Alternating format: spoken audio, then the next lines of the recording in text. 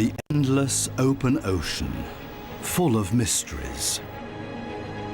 They are among the most fascinating of all ocean creatures, sharks, and the lifelong research subjects of a man who knows them like no other.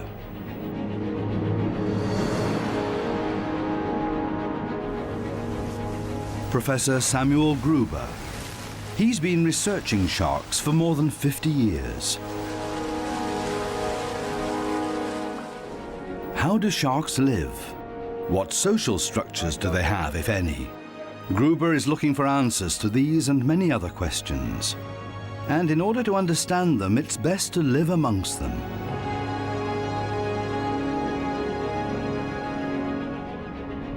A school of white-tip reef sharks. They're still resting. But during the night, they hunt together. Gruber knows their ways.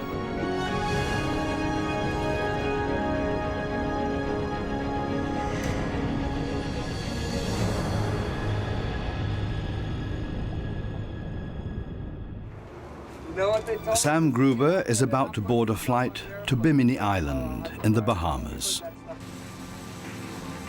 Sam is taking a group of fellow scientists to Bhamini from Fort Lauderdale. More than 20 years ago, Sam Gruber built the Bhamini Biological Field Station, also called the Shark Lab in the Bahamas, as a center for intense field research on Atlantic shark species. Scientists around the world have been taking special notice of his methods and results. Sam is tireless. Sam uses every minute he has. The flight offers him a great opportunity to read up on past research and plan his day once he gets to the Shark Lab. The late 70s, on a research vessel owned by the Oceanographic Department of the University of Miami, a hammerhead shark is being pulled on board. Back then, Sam Gruber and his team were researching the shark's eyes. The eyesight of the sharks always played a secondary role, because most researchers assumed that they have terrible eyesight. Now we know it's quite the opposite. Most shark species protect their eyes from light or injury with a nictitating membrane. The size and positioning of the eyes can be quite different depending on the shark species. Lemon sharks especially are great for this kind of research. It's not always easy to hold on to them, even for Gruber, who's very experienced in handling the sharks. This shark will have to take an eye test in the next tank. Gruber had already developed a special eye test for his research back then. He was able to prove that some shark species don't only see color, but also have great vision at night. The lemon shark can cover its pupil extremely fast once light hits it. Gruber was able to find out that shark eyes are very sensitive to light, but don't have great focus depth. They're permanently set to infinity. Lemon sharks off the coast of Florida. They're calmly resting on the ocean floor. These are pregnant females. They mate in the late spring, and then it takes a year until they give birth. But what are they doing here, and why are they so calm? Gruber found out that the pregnant females use the warm waters of the Gulf Stream as their safe haven. They separate themselves from the males after they've mated. I'm gonna take this one right out. These pictures went viral. Sam Gruber acting as shark midwife. He helped this female lemon shark give birth close to his research station. The mother was too weak to give birth on her own. To protect the scientists, the female was tied to the boat while giving birth. She had 5 babies that Sam helped into the world.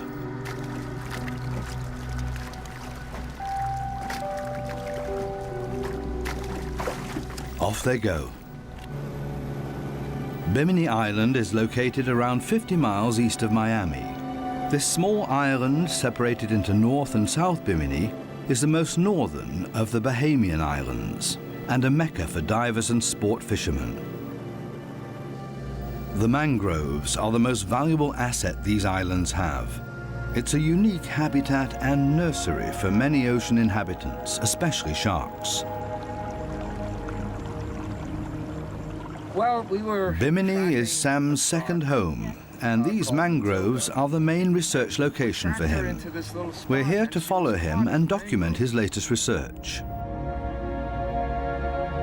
The mangroves offer a great home to several different shark species, as long as they are juveniles.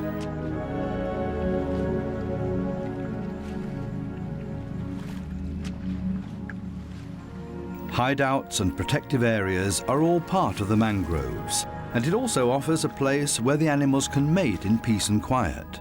These nurse sharks have found each other. Meanwhile, the Gulf Stream offers warm water and a continuous supply of food.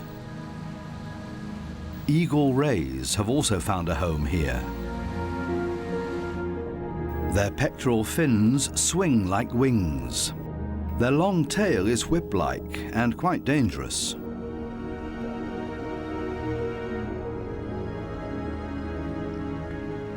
These 12-foot male nurse sharks are following one female. They're much larger than the females and like the shallower regions. It could take hours until a couple finds each other.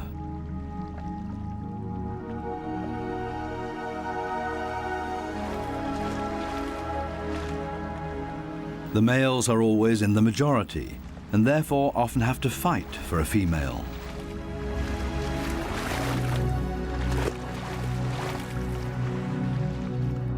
This one uses all its charm and seems to be successful.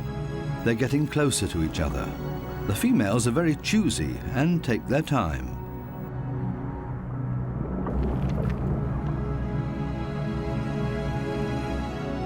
This remora has no patience for shark flirting. It's busy cleaning a stingray that has found a cozy place in the sand where it can hide.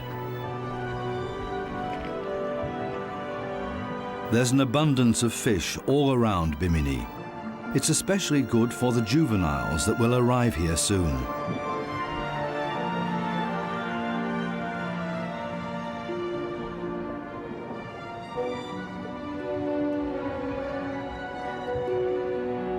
They're inching closer and closer to each other. Not even the remoras disturb them now. Will we be able to film them mating?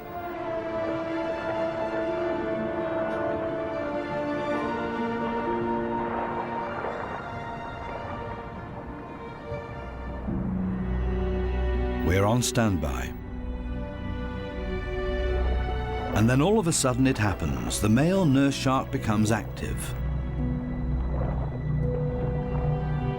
He has to hold on to the female and bites her pectoral fin. He'll continue to do that until he has a good hold of her. There's no romance here. Shark mating can end bloodily at times. Sometimes the females even die afterwards because their wounds become infected through fish bites.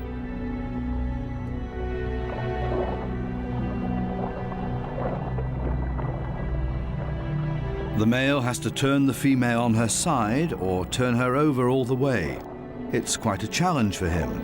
That's why he has two penis-like clasper organs, only one of which he will finally use.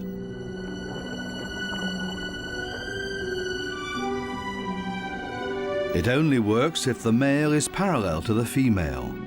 The actual mating only takes minutes.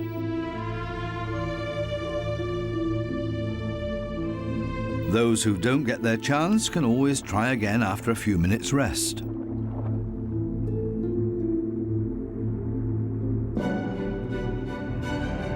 Caribbean reef sharks are all around Bhamini. These grey predators can grow up to 9 feet long. There are thousands of snappers here. They're sought-after delicacies for sharks and humans alike. The snappers are still safe. The sharks will not hunt until it's night time. A pod of dolphins is traveling through the area. Two of the acrobats show off their skills.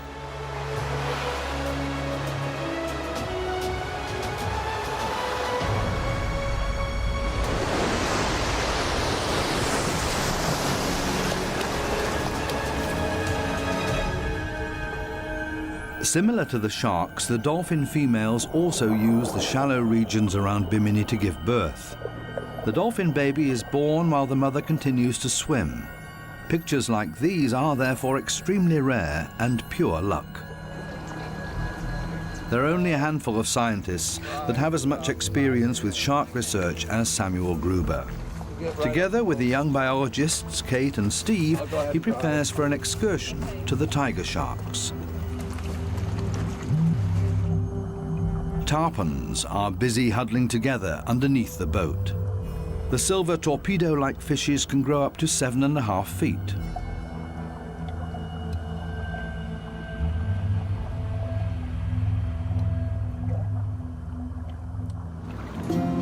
Sam has plans other than the tarpons. Together with his team, he's on his way to Ayers Rock.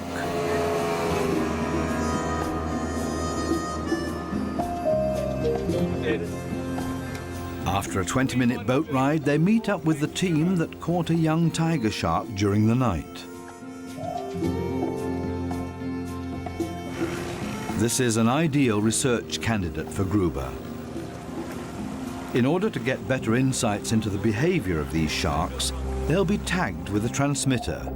It's not an easy task because the animal is very strong. The transmitter is fastened to the dorsal fin of the shark in a way that does not injure the shark. Make a hole in him first. It's the best you can do. Sam Gruber pushes his team because the shark needs to be released soon. The cartridge will come loose soon, but the transmitter will stay. Okay. A young lemon shark is being prepped for a stomach examination. He's under. This is called stomach eversion. It's actually a natural process because the shark will expel something that it can't digest in exactly the same way.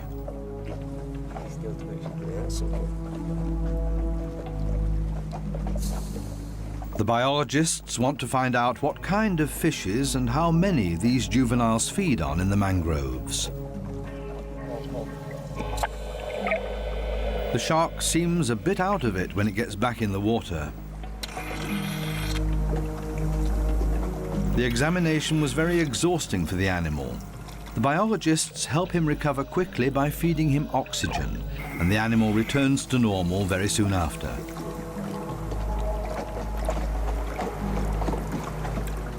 Here it's obvious that the shark actively breathes in the oxygen by opening and closing its mouth. The protection of the sharks is Sam's main objective. He needs to know exactly where and how the animals live and what they feed on in order to help them be protected.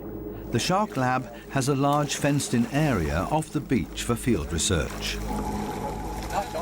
A young tiger shark is about to be caught, but it's not making it easy for them.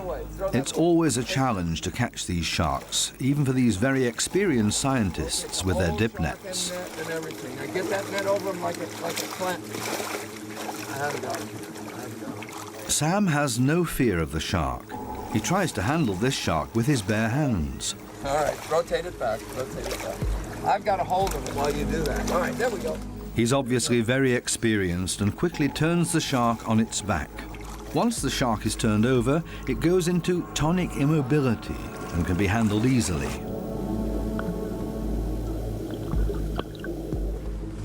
Get it on the fork. Okay. Okay. All right, go to the pit. Sam holds the shark in position long enough for his team to measure the animal without danger. Okay, good. Is the tiger shark large enough for its age? 117. The shark is completely motionless during the entire examination. Okay, you ready? Yep. He just feels so amazing. Gruber holds the shark just underneath the surface so that it can breathe easily. Gently touch his tail and he'll get I've frightened. got it. All right. You're good. Okay. Total length 147. Feel it. This tiger shark is about 4.5 feet long, and the team is happy with Okay, that. fine. All right, guys, look. Now the I'm shark gonna is also test being this. tagged with a transmitter. Is this system all ready to go? Yep, we should be All set right, up the get ready magazine. now. All right. The transmitter that the biologists attach to the tiger shark seems to be working fine. The scanner detects a signal. Grab the other net. Come on in. Pull it out, pull it out. Sam explains to Kate step by step how to attach the transmitter to the dorsal fin of the shark without injuring the animal. It's obviously not easy. 1, 2, 3, go. A quick push and that's it. The transmitter is attached and the shark doesn't feel anything. It's already swimming away right past the camera of our cameraman Ralph Steinberg. All right, net people, fall back. Net people, fall back. Push the boat to the shark. And off it goes back to freedom. The team release the shark outside the pen. Where will it go? The biologists will follow this shark from now on because they want to know its destination and whether it stays around, and for how long. Make believe you're tracking him, guys. Make believe you're tracking him.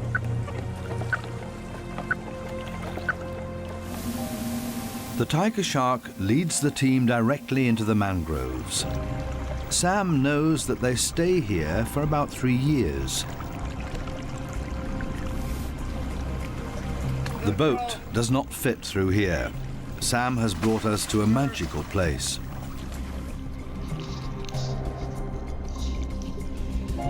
It's tough not to misstep and get stuck in the roots. What looks too tight for us to squeeze through is in fact the perfect spot for juvenile lemon and tiger sharks. They're all around us, and they don't seem to pay us any particular attention. Sam knows every path, but he doesn't want to frighten the sharks away and therefore moves forward slowly. There we go. We're going to be able to walk better now in a few minutes. Aya's Spot is the name of this place, and we're almost there. Okay, there's another one, yeah. I see it. Gruber and his team are now in the middle of the nursery of the lemon and tiger sharks. Sam lures the juveniles with fish pieces. It's the only way to get them close enough to catch in order to measure and tag the babies. There? Yeah, right here, right here. Right here. Here it comes, here it comes, here it comes. Look out. Right. It's not quite without danger because even the young ones can bite. You got him? I got him. I got him. I got him. Good, good, good. Nevertheless, it's not as easy as it looks to catch a juvenile shark. All right, we got it. Well, they're really coming in now. Look, there's several of them over there. There's a little one there. One has made a beeline for his boots. There's 2 coming in now, Doc. You go left, I'll go right. All right. More and more sharks sense the food that's in the water. There's a reason for this. The team has positioned itself so that the current flows out towards the sharks, and with it the scent of the bait. All right, here he comes, here he comes. Got him! Finally, a larger juvenile lemon ends up in the dip nets and fights back. Not easy for the team. Got him. Over here. All right, we got one in there. Sam knows exactly how to handle the lemon shark.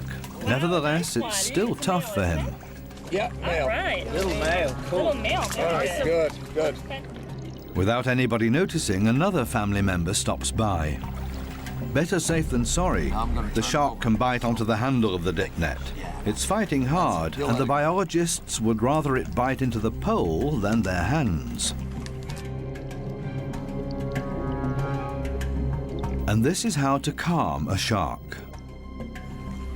Ideal for the cameraman. Okay, so we got a male. Gruber is wondering which shark this is. Last year, the biologists tagged this one, and now they can find out which one it is and where it's been with the help of the scanner.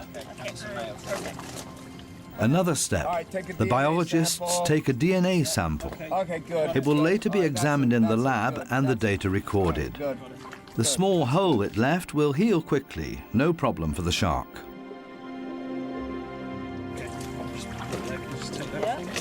Just a small piece of the pectoral fin is enough for the DNA sample. Right there, yeah. Good one. Sam looks tense, but is happy with the results. Tristan, why did you take the DNA samples of the sharks? So we take the sample, we take it back to the lab, and then determine how many females and how many males contribute to the population, and basically build a big family tree for sharks. Gruber's shark research is unique. He has a passion for sharks and constantly fights for their survival. Okay. Almost done. It needs to be weighed. Lift it up. Yeah. All right, got it. 2.7, Trey? Yeah, that's All right, 2.7. All right, Okay, good. squirm He's around. Not Yeah, he bad, really almost wants to 6 get out. pounds. 4.3. Got him? got him. Enough for today. Tomorrow is another day. And they have enough data for now. Sam has caught another shark because Natalie wants to know more about tonic immobility. So when you flip them over, they become completely motionless. Right. He's now in tonic immobility. Okay. And you reverse it immediately when you flip them back right side he'll up? swim Okay. away like that. Okay, all right. And off he goes.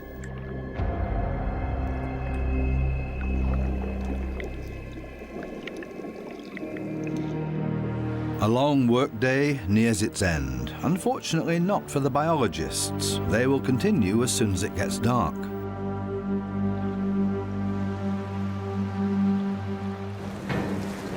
Sometime after midnight, the waves are quite high. The weather has turned and a strong southwesterly wind blows into the biologists' faces. They hardly notice because their attention is on the fully grown tiger shark that they caught on their long line.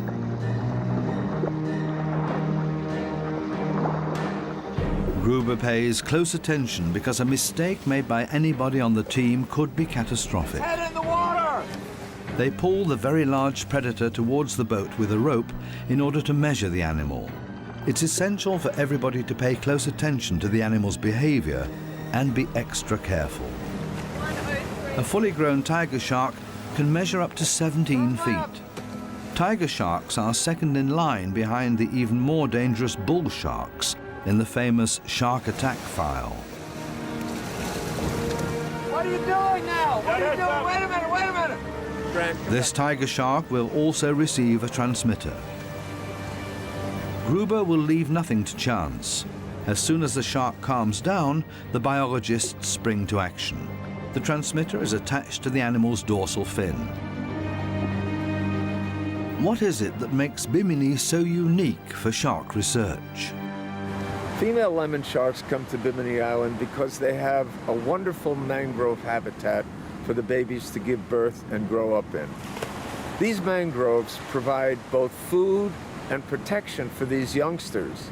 The mothers know this, evolutionarily speaking, because they themselves were born here, and they come back to the same place that they were born. So it's a perfect situation. A change of location. We set course towards the Little Bahama Bank. It's a submerged plateau made of limestone on which the Bahama Islands sit. The water is crystal clear and only 18 feet deep. Lemon sharks are the first to show up. As with the great white sharks, fully grown lemon sharks can be very dangerous. There have been numerous attacks on divers or beachgoers. There are many different theories as to why these attacks happen, but in the end it's always the human that trespasses into their habitat, not the other way round. Shark researchers know they live with that danger. Female lemon sharks especially come to the Little Bahama Bank surrounded by the warm waters of the Gulf Stream.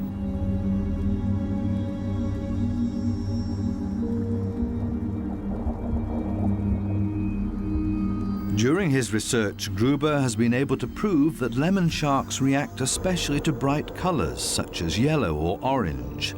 Therefore, dive operators who dive in these shark-infested waters ask their clients to dress all in black. Even the lemon sharks are in danger of being caught here. Deep-sea sport fishermen follow the predators out to the banks.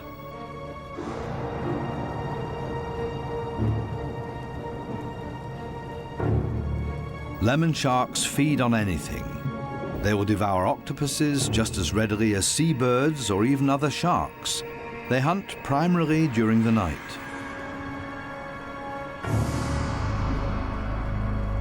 Remoras are the constant companions of sharks. They attach themselves with their suction plates to the sharks, who are not always happy about it. But in return, the remoras free the sharks from irksome parasites.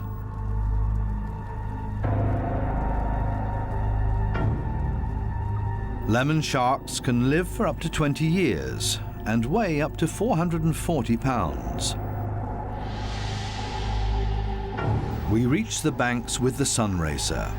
We want to learn more about the lemon sharks, but they won't be the only ones that are around.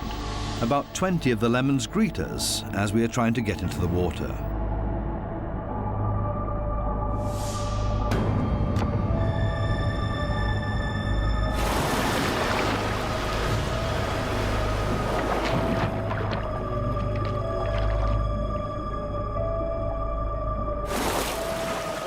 We use a small pole cam to take these shots. Unfortunately, not for long, because it gets destroyed in the process. Ow. Oh, Ed, they got it. It's got a scratch up here, they got it. It still worked, and camerawoman Natalie is quite happy with these first shots. But this is only the beginning.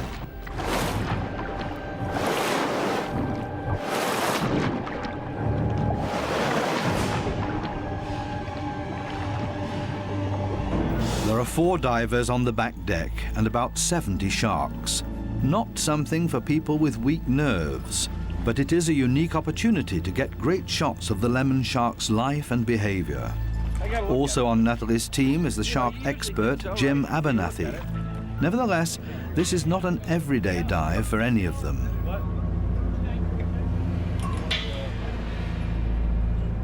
While the team is busy with the final preparations on board, they're already being expected underwater. The lemon sharks smell the chum and come right to the boat.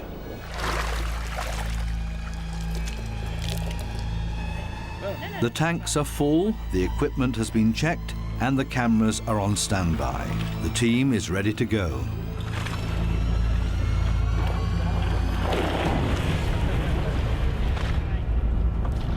Pure excitement.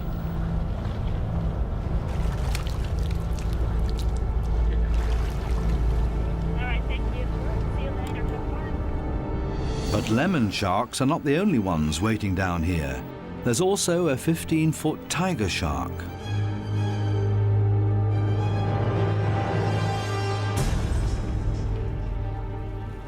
It's important to stay calm now and always keep an eye on the animal and make no sudden movements.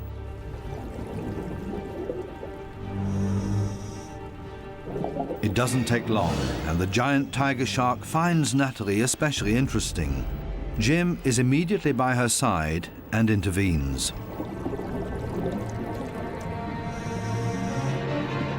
He shows how confident he is in handling these giant ocean inhabitants and gently pets the shark's wide mouth. He puts himself in grave danger by doing so. One wrong movement and it will turn into a catastrophe. His efforts reward us with incredible footage of the lemon sharks that don't seem to care much about any of us down here. And another very curious one is heading straight for Natalie, but turns away at the last minute. Again, there are mostly females here. They may have mated in Florida and come here to relax.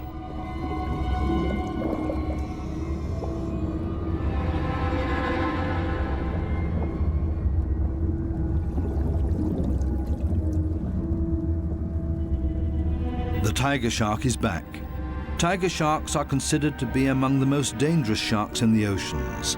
But how aggressive is this animal really? Scientists are still at odds over this question, but the fact is that there continue to be accidents with this animal. Lemon sharks can also be found in the Pacific, not just here in the Atlantic. They also don't seem to have a problem adjusting to fresh water, as they have been found in the Amazon.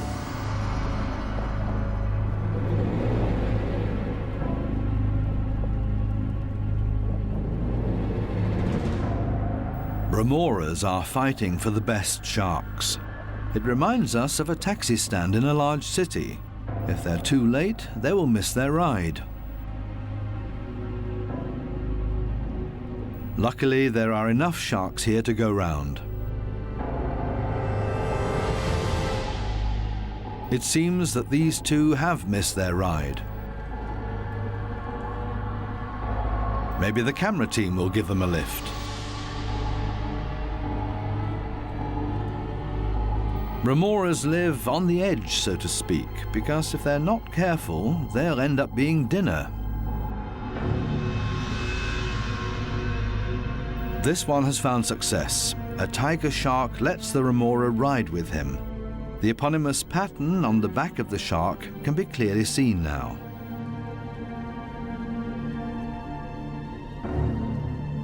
Pelagic sharks, such as the great whites, have to continue to swim in order to secure their oxygen supply.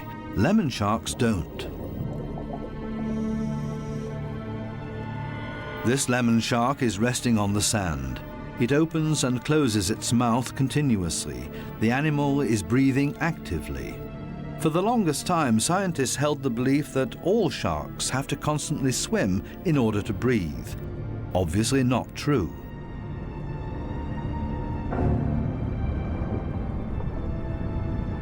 The waters around the Little Bahama Bank seem to be an intact and untouched habitat for the sharks. Or is that an illusion? We'll get to that later.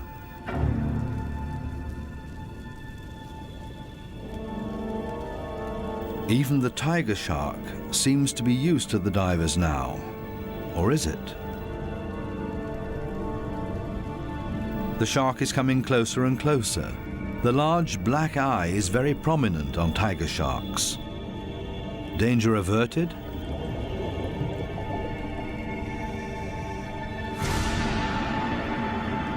The striped giant has found something better, the boy of the scientists. It starts biting into it, and we immediately understand why tiger sharks are also referred to as the garbage disposal units of the oceans.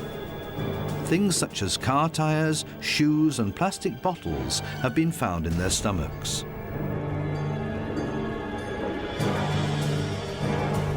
This tiger shark does not pose any danger to us, for now. But then the shark decides differently. The giant comes back and heads for our camera woman. She's holding her breath because she knows that the footage she's getting will be incredible. These kinds of shots are quite unusual. Jim comes to the rescue again, but it takes some effort.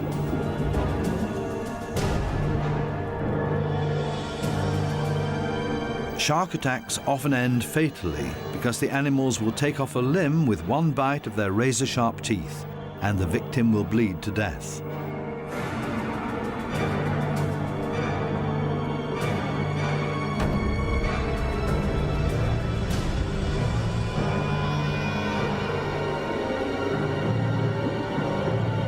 The danger is not over yet because the animal comes back towards the camera woman. One punch with the elbow is enough, but it could have ended very differently.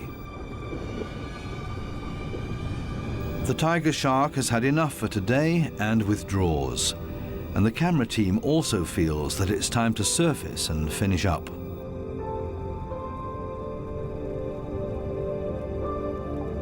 But then there's a surprise. A lionfish. It's not supposed to live in the Caribbean and therefore has no natural enemies here. Nobody really knows how they got to this part of the world, and scientists are already talking about an ecological catastrophe.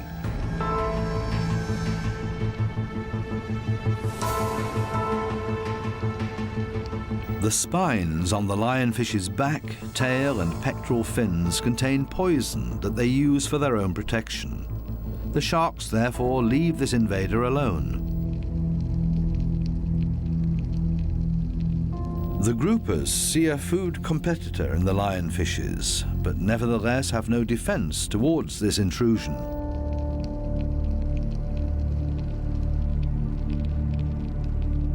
Several feet away, a group of lionfishes have taken over this reef. As always in such cases, humans are to blame for the lionfish's invasion. Public aquariums sometimes accidentally release a species into another ocean where they don't belong. The team finishes up knowing that they have great shots of the lemon and tiger sharks, and nobody got hurt. That's not always the case. In South Africa, these two divers were trying to film great white sharks from the protection of a shark cage and almost lost their lives despite the cage.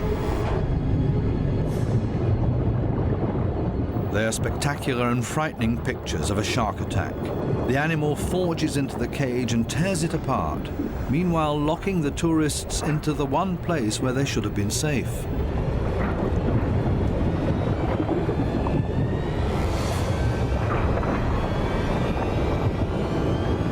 They're able to free themselves in the last second and come out uninjured. How can humans protect themselves against shark attacks? It's an age-old question and continues to occupy scientists. You think? Yeah, I know. The New York native Eric Stroud, for example. Stroud and Gruber would both like to reduce the number of sharks that are caught as bycatch on long lines, as well as to find an efficient way of protecting people from shark attacks. Stroud has developed a chemical, and both scientists are eager to try it out on their test subjects. This small bottle contains a chemical that's supposed to chase away sharks, but not have any influence on other fishes.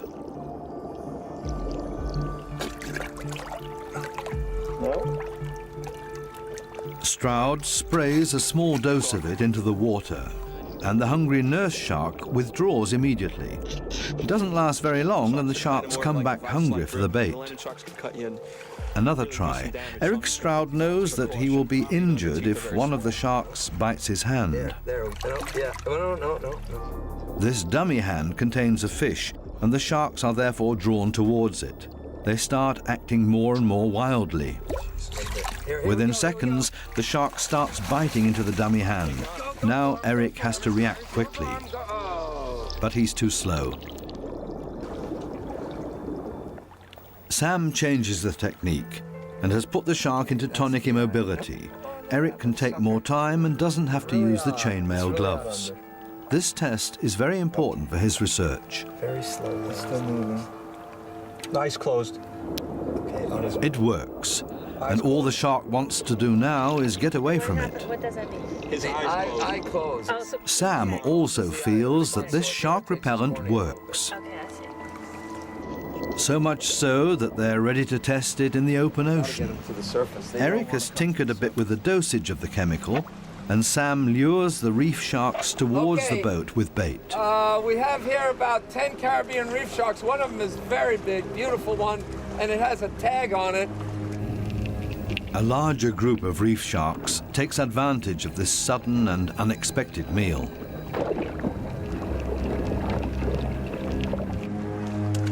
This test is very important for Eric Stroud.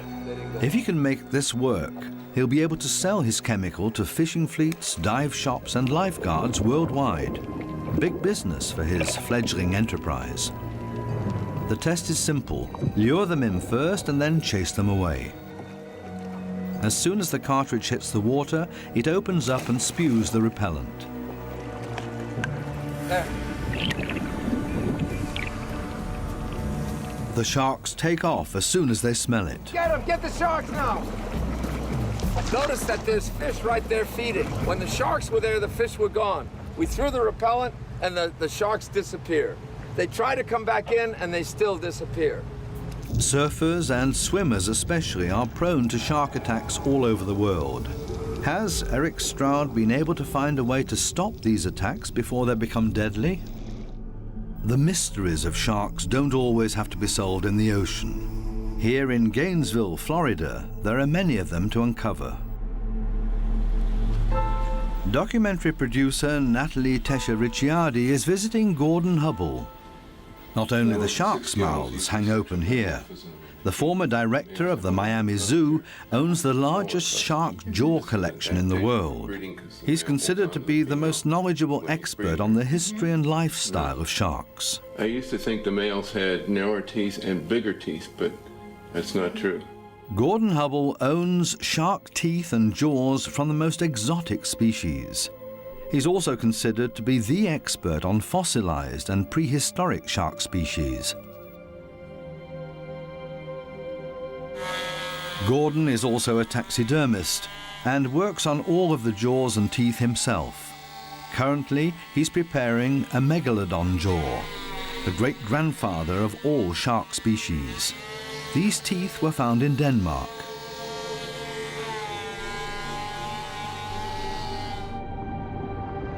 This is how the megalodon looked when he lived in our oceans 10 million years ago. Large, extinct sharks are Hubbell's speciality. He's able to determine what these 100,000-pound sharks fed on according to their teeth.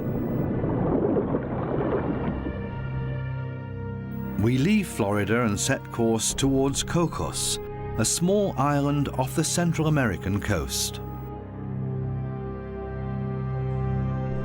The tropical volcanic island is located approximately 270 nautical miles off the Costa Rican coastline and has very lush vegetation. Many myths surround this island. Pirates were supposed to have hidden their treasure here. The underwater life around Cocos is very abundant, and therefore many dive operators offer expensive and exclusive dive safaris to the island. Cocos is famous for its large schools of fish. These hammerhead sharks find a full buffet all year round. Their unusually shaped head gives them a clear advantage while hunting for prey. They can maneuver better. And large schools of mackerel are at the top of their list of favorite foods.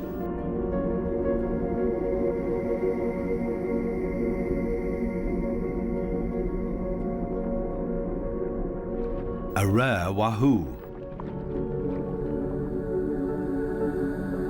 A school of mackerel hunting. Amongst them, cameraman Florian Graner, who's surrounded by Galapagos sharks. These are what we came for, whitetip reef sharks. Hundreds of them live around the volcanic island. They're surprisingly active now because they usually lie around dozing on the ocean floor during the day and hunt at night. Something seems to be different. The whitetip reef sharks are extremely agile because of their slender body shape. They can hunt in small caves. Very few other shark species have perfected this technique as well as they have. Florian has found the sleeping place of the whitetip reef sharks. The predators are resting on top of a rock. They're actively breathing and are using the current that's flowing by. The same here. This flow passage between the rocks is ideal.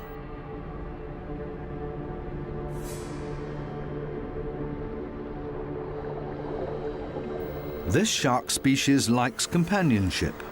Similar to the lemon sharks, the whitetip reef sharks also live in large groups, whether they rest or travel.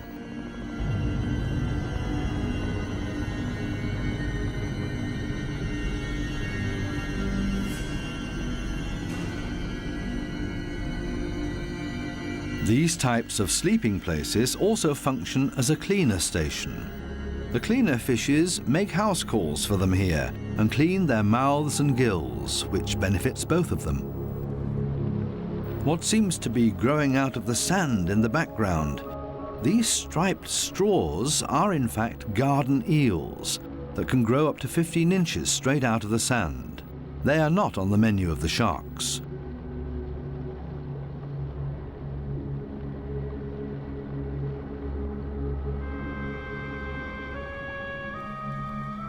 As soon as they sense danger, they withdraw into their tubes in the sand. Similar to the white-tip reef sharks, the garden eels also live in the current, which supplies them with nutrition.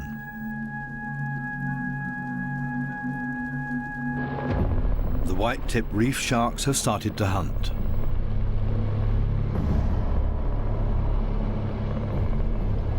This 15-foot stingray is not impressed.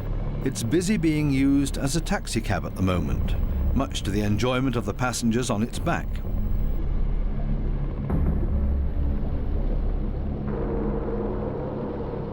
The largely bottom-dwelling sharks can reduce their heart frequency during their rest so that they don't use as much oxygen.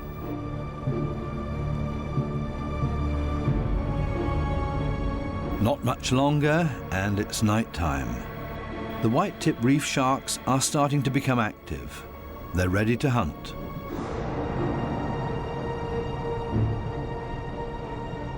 There are few places left in the world's oceans with such an abundance of large fishes as are found here around Cocos. There's enough food and space for everybody. This shark has cozied up to a stingray.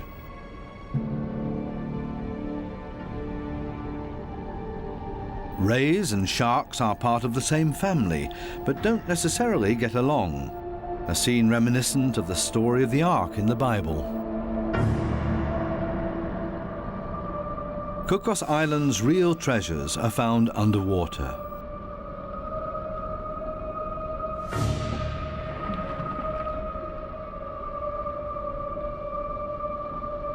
It's understandable that the philopatric white-tips don't leave the waters around Cocos. This habitat offers everything a shark gourmet would want.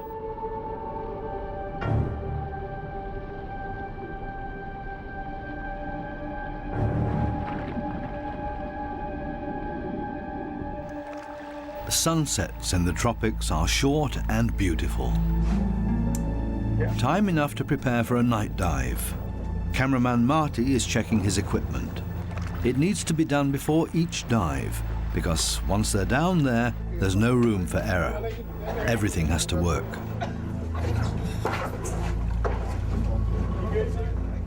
A leap into the unknown. Marty has routinely done this for many years.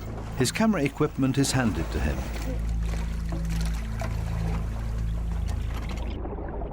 About 30 feet deep, and they're in the midst of a pack of white-tips.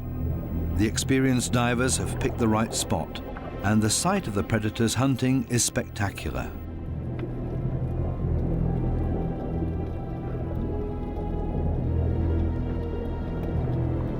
The sharks thoroughly search every corner of this reef. Their agility obviously helps them.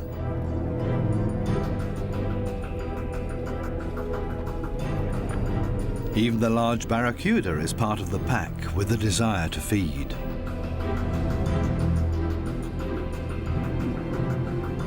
It's very impressive how fast and elegantly the predators maneuver around the jagged corals without hurting themselves.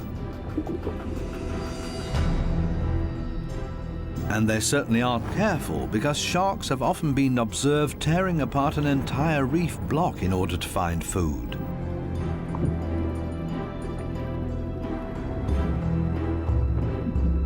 It looks a little bit like a hunting dog that has already the scent of its prey in its nose and follows it into the cave, where it has no chance of escaping from the predator.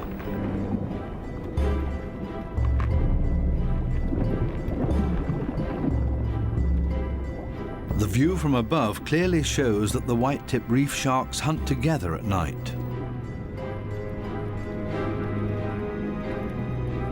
This sea turtle is not part of their meal, but the turtle itself is looking to feed.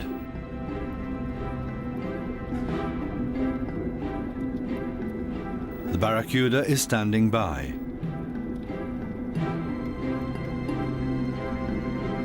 No luck. The turtle has things easier down here because reefs don't swim away. The turtle seems happy to graze on the plant growth on the corals.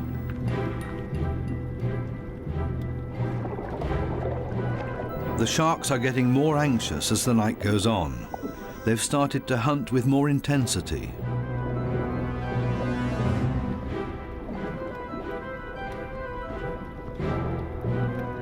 Sharks don't only use their sense of smell to hunt, they're also in tune to the acoustic and electrical stimuli of their prey.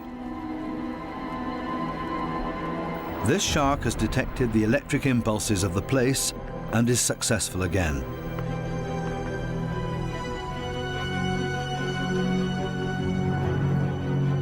In the coral reefs around Cocos Island, the whitetip reef sharks find an impressive hunting ground. And equally impressive is their ability to hunt cooperatively. Wild sharks. Not only scientists like Sam Gruber are drawn to these mysterious ocean inhabitants, they continue to fascinate and intrigue all of us.